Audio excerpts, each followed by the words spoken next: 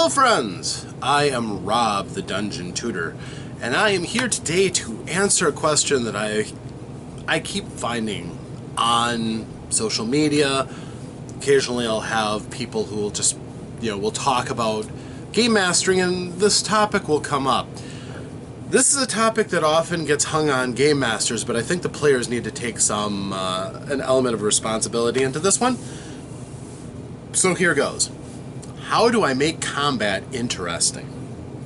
Now this may seem weird, especially if you have never had a flat combat or you don't have a lot of experience in role-playing games.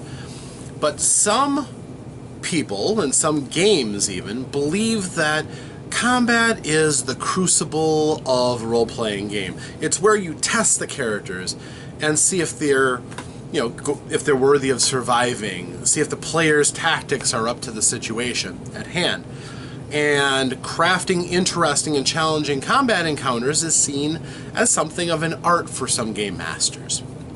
Now yes, there are plenty of role-playing games out there that don't have combat, or at least don't feature combat, but a violent solution to a situation is almost always an option in just about any role-playing game at some point or another.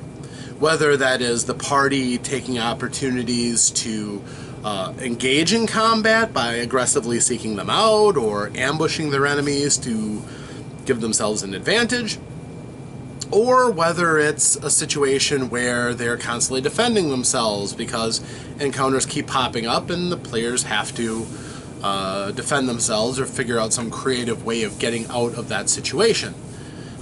So combat is almost unavoidable in many circumstances.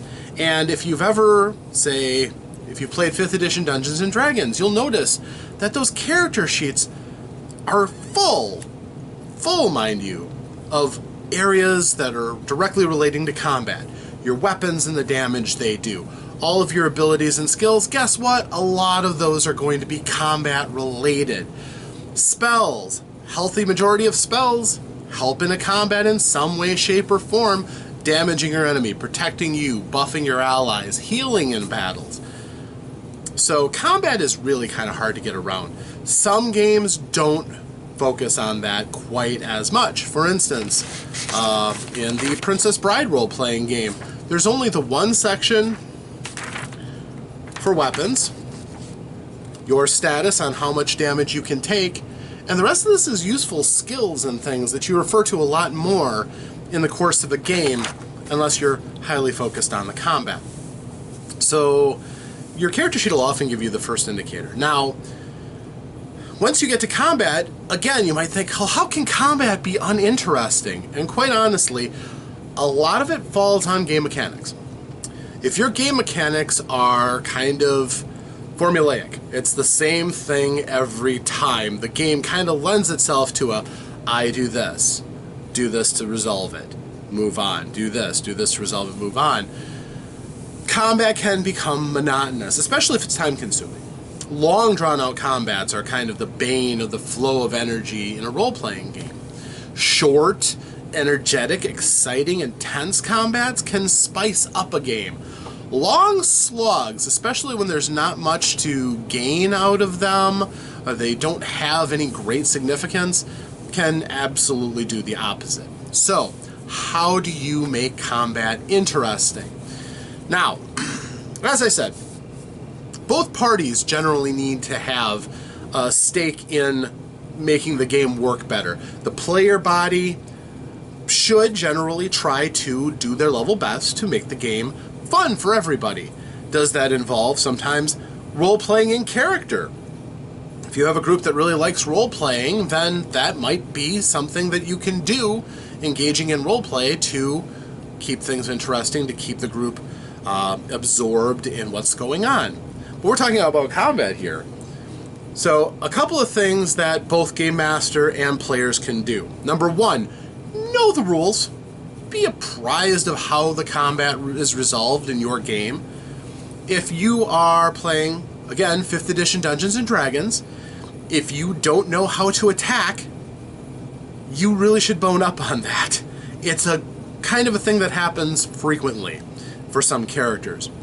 If you are a spellcaster, know how your spells work and when to use them. Because if you have to start cold at the beginning of a round and look through all of your options, you slow the game down.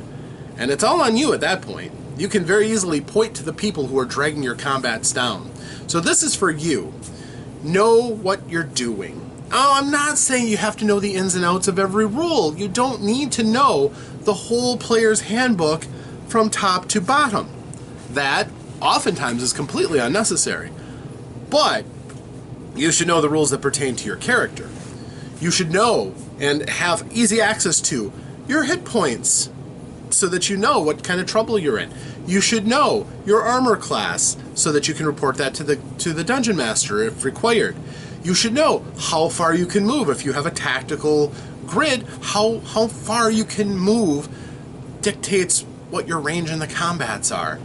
If you're a spellcaster, you should at least have crib notes on the vital statistics of your spell, range, what is done to resolve the spell, and what is the effect of the spell. You should know those things. If you don't, you risk slowing everything down, or you risk playing your character poorly because you are possibly taking away options that character would use and employ at the correct moments, but you weren't prepared for it. So know these things. It's important. Now that doubles down on the game master. If you don't know the core principle of the game, the basic mechanics that make the game go, your job is going to be a tough one, my friend. So at least learn the basics. After that, you know those DM screens that they come out with? A lot of them have useful tables and things that are frequently referred to in gameplay. Let that be your guide. If you're not going to use a screen, at least put down some notes. Copy down tables that come up again and again and again. Maybe write some notes about statuses and conditions that can be impactful in a combat. And you'll find yourself much better prepared, and you'll find your combats tend to flow a bit faster when everybody is able to take part in an informed fashion. Secondly, and while this isn't important, it certainly is a big deal. Pay attention.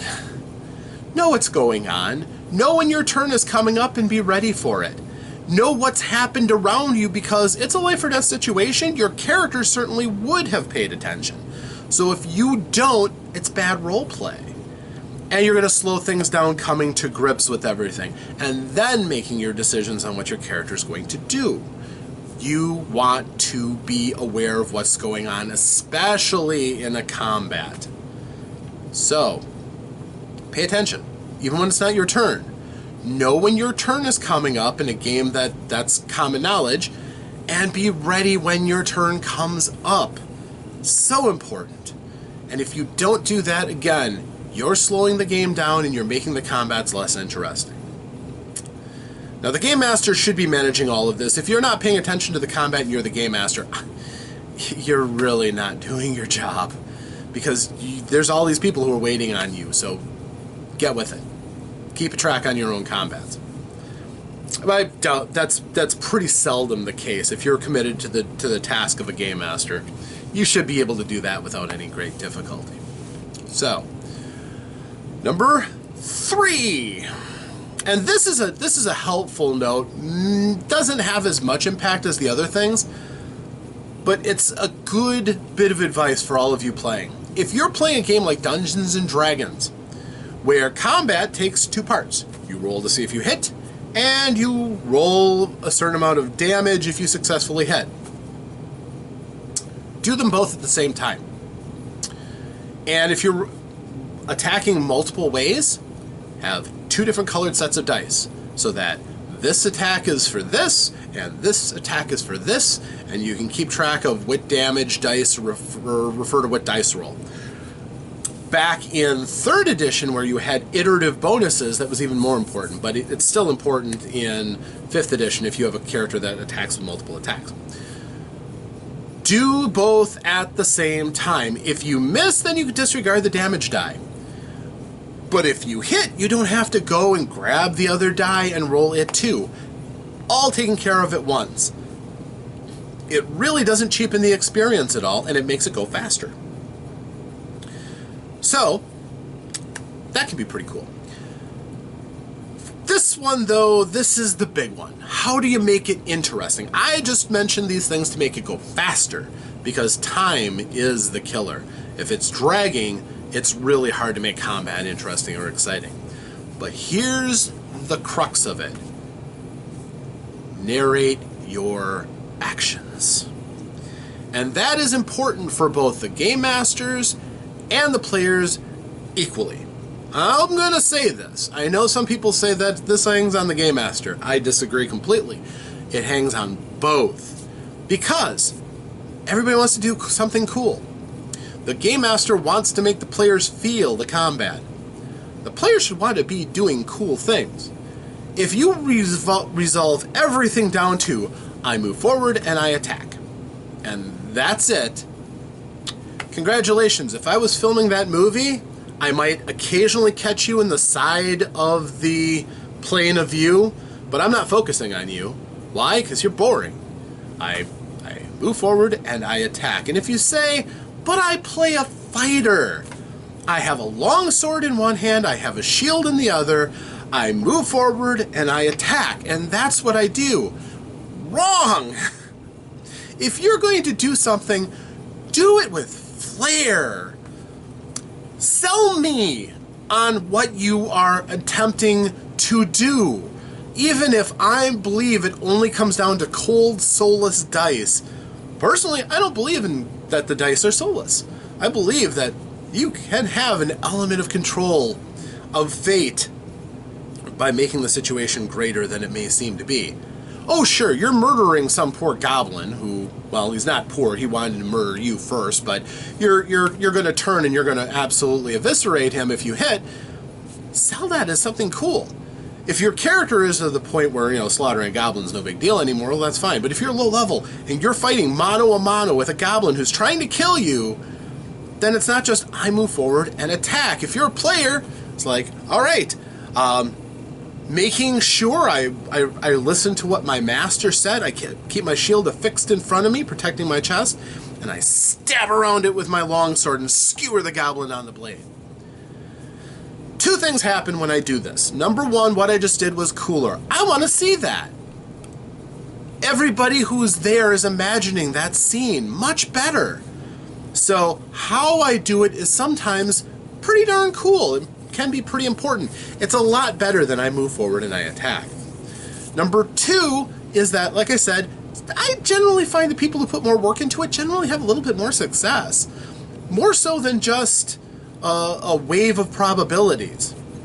I don't know. It just seems like fortune favors those who try harder. And number three, sometimes the real fate that you're trying to influence is the game master. And if the game master knows explicitly what you're trying to do, they can weave that into their narrative of what happens. Now, I know some game masters aren't great at this part, and I'm going to talk about that in a second. But if you're a player and say, we'll set up a circumstance. Say, I'm playing as a dwarf warrior, I have an axe, a great axe, we'll say I've got a great axe. And I'm fighting against an orc warrior, a primal orc warrior. Now, my dwarf does not like orcs. Generally, those two races don't get along very well. So in my narration, I have my axe, I have an enemy clearly in front of me. I could say, I move forward and I attack him. I move forward and I attack him with my axe. Or I spit in his eye, call down on my ancestors to watch, and I flip the great axe in my hand and I take a mighty cleave in his midsection. And of course, if you don't feel comfortable with the I, because we kind of get into character, say, well, my dwarf, or the name of my character. Grugach, for instance. It's Grugach the dwarf. Grugach attacks, slicing into the midsection of the orc with his great axe, calling on his ancestors to watch his deeds. Now, if I miss, then I've given the game master some instruction on how he could portray the narration of that miss. I was so determined that I actually got excited and swung early where I thought there was a spot that would be open to hit the orc, and the orc had just baited me and I missed. Fair enough. If I hit solidly, then they could say, all right, you do exactly as you said. And now I've kind of been the game master. I kind of explained how my reality just came to pass in this world. And if I hit really well, the game master can take that and run with it. You not only hit him in the midsection, your axe catches on his flesh and just rips a panel of flesh right off the skin, leaving him gasping in pain. Sure. If it's a deadly blow, well, you just disembowel him and he drops to the ground trying to hold his insides in as he expires on the ground in front of you. Much cooler than I move forward and attack him with my axe, don't you agree? So, something to work on. Narration is a skill. It is not a destination. It is something that you work on and you continually get better at. That's my pitch to players. Players should look to do this. It'll make you look like you're trying harder. It will flavor your combat, and it's something that you and you alone have control over. You can't control how good your DM is, but you can feed them. You can give them every incentive to treat your character with respect and consideration as the combat continues. So if you do all of those things, you're really doing your job as a player. Game Masters, let's chat, shall we? Now, if you feel like your combats are boring, there's a couple of things you can do. Number one, convince your players to be good players. All those things that I just said, talk to your players about. Hey, when you're attacking, why don't you roll your damage dice at the same time you roll your attack dice? That way, you don't have to do it 2 separate times, things go a little bit quicker and the flow goes better. Or if somebody is attacking, say, I'm going to attack with my axe. How? How are you attacking him with your axe? What do you see in your mind when you say you attack with the axe? You just walk forward and just mechanically do this? What goes into that? Especially if they do something that seems a bit challenging or might provoke some kind of disadvantage. Maybe you want to hear how they see that in their mind as happening and you can come to a common ground. But at the very least, asking leading questions can help to draw players out a little bit out of their shell. Now, don't make players do things they don't feel comfortable with, of course, but, that helps. And, of course, if people are not paying attention, call them on it. If somebody is on their phone, challenge them. It's like, hey, I'm running a game for you. Unless that's an emergency, pay attention. Be a part of the group. We're a lot more fun, probably, than your game of Clash of Clans or whatever. So, be here with us. Play with us. So that's all useful stuff. But, again, certain skills can come in handy for game mastering. And narration, really. When you have an encounter, hopefully you've done a pretty good job of spelling it out for your players. Some game masters love to have elaborate, panoramic, three-dimensional scenarios set up for their players to engage in. And that's really cool if you've got the time and space to do that. Absolutely, would love to be able to do that. I don't have the time, nor do I have the space for that. So, my players don't get that.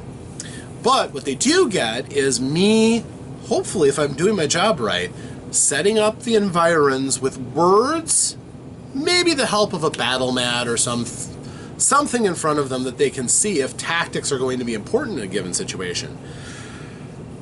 But rarely is that even all that necessary unless we're talking about a big encounter that's been set up to be a challenging encounter by itself. And if that hasn't been the case, then you can paint with words.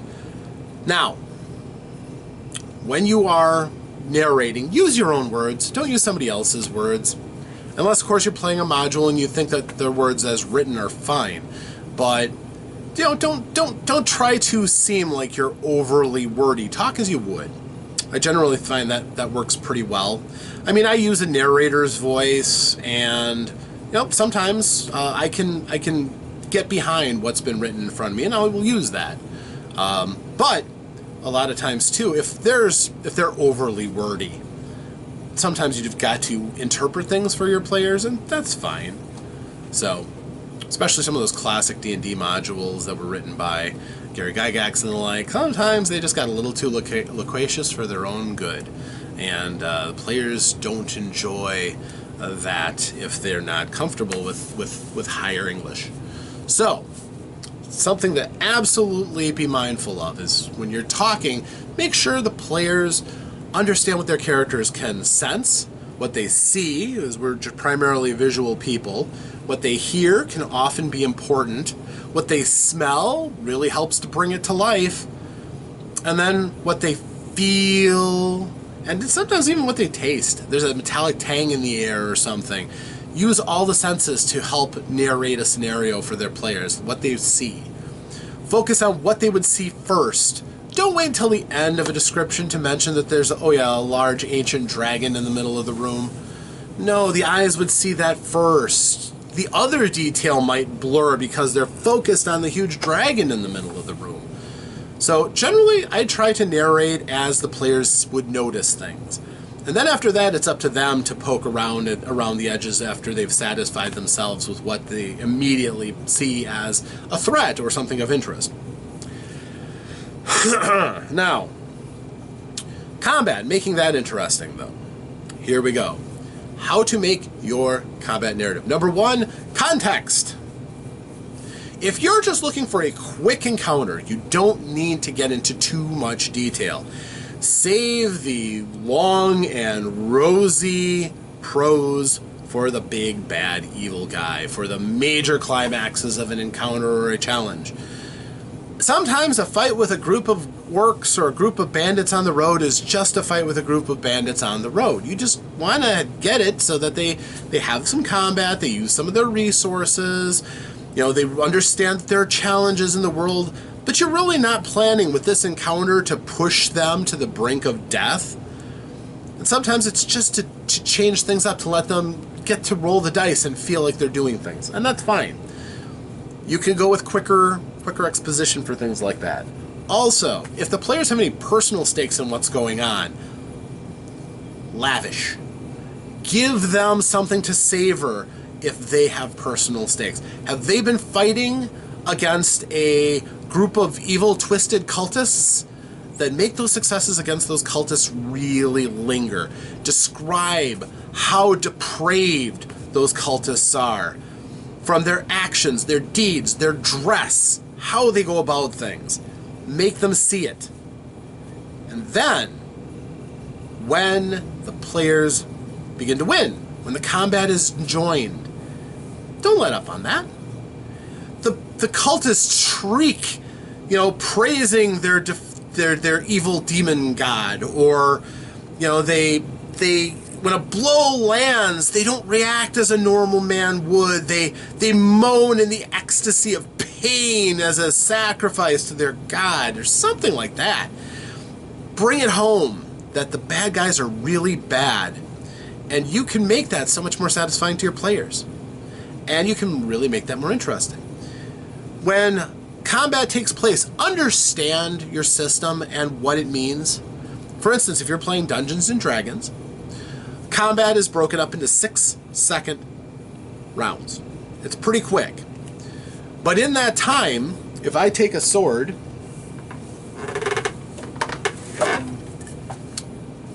this will stand in, and I'm attacking, so draw, attack, draw, attack, draw, attack, draw, attack. I'm not working very hard, but I know I can get in several attacks in 6 seconds. Combat in D&D is abstract. You get in more than one swing for all that time, but you're also spending time sizing up your opponents, feinting perhaps, threatening to attack when you don't, to set them up for your real attack, the one attack you get in a round. As you get more experienced, if you're a fighter, maybe you get multiple attacks because you can take advantage of those opportunities more time in a combat. It's not a representation of how many actual swings you're getting in a combat.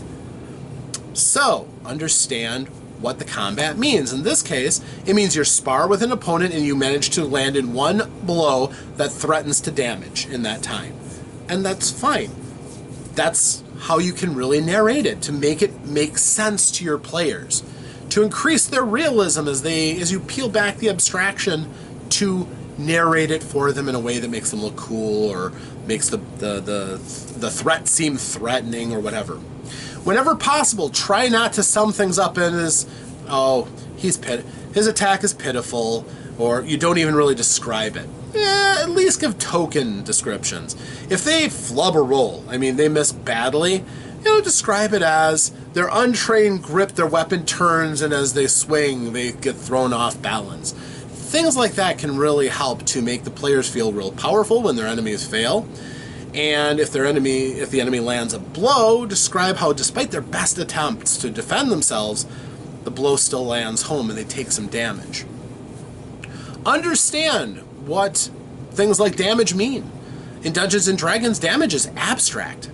So in the initial, especially with more experienced adventurers, when a blow lands and damage is done, I wouldn't describe a 10-point blow, 10 points of damage, to a 10th level fighter in the first round of combat as he cuts down, rakes his blow across your arm and saws it off, sending scarlet streams of blood flying. That sounds pretty nasty. That's not really realistic when you give them 10 minutes and he'll just bind that up and spending just one hit die, that's gone. No, 10 points of damage to a 10th level fighter, he would, if you were still a rookie, he would have brought that down on your arm. But instead, you turn it with a bit of exertion.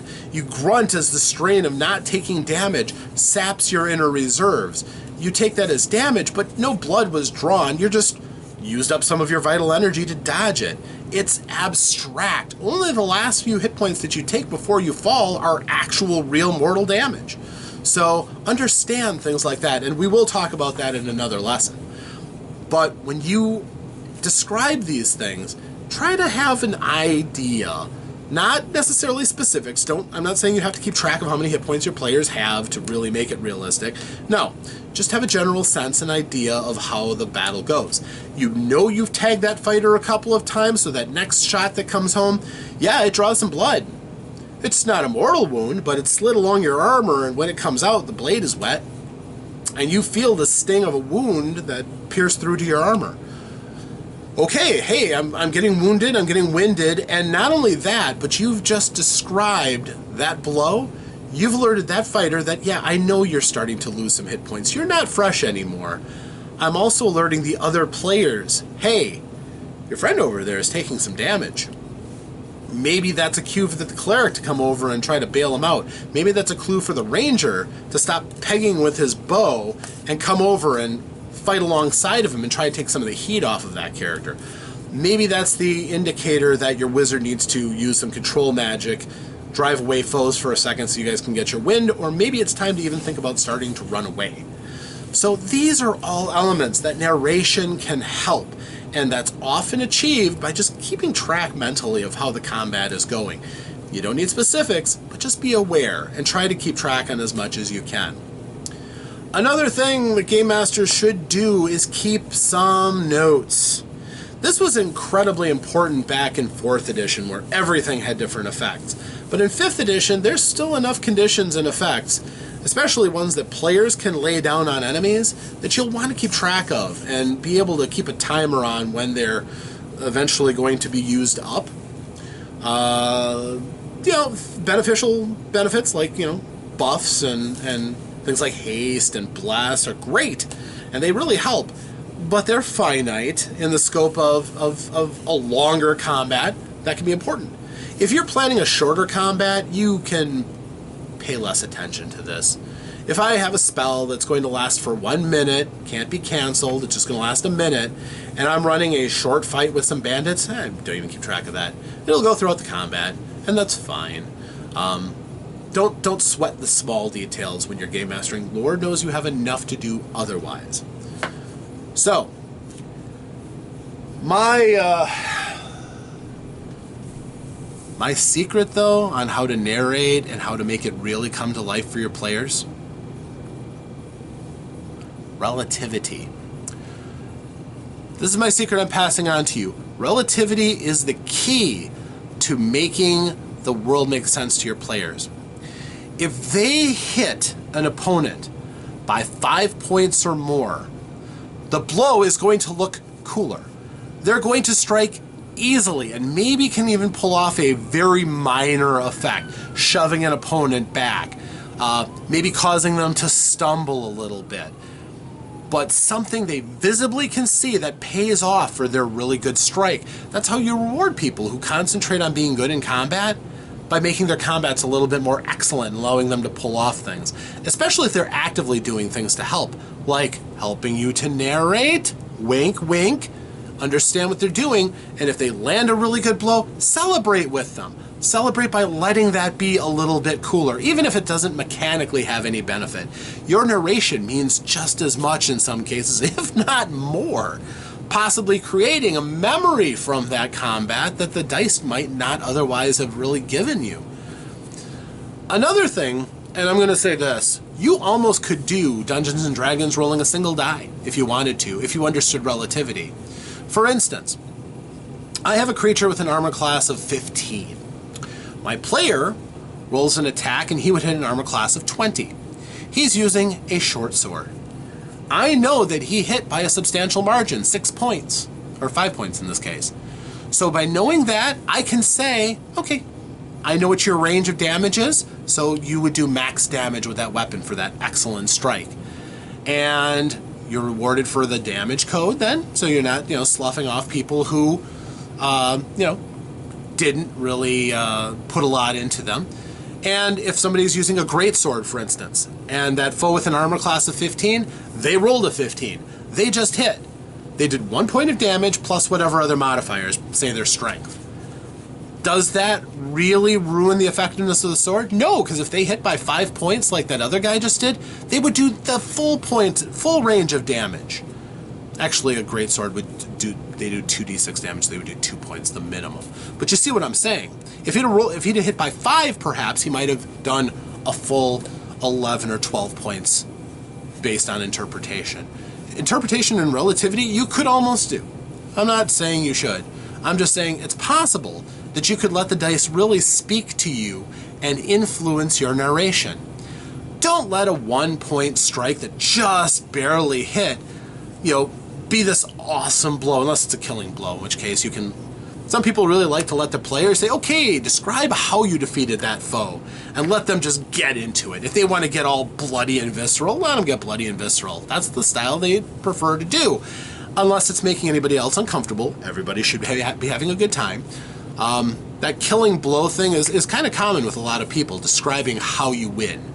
I find it's just as effective outside of combat too, just so you know. And we'll talk about that later in another session too.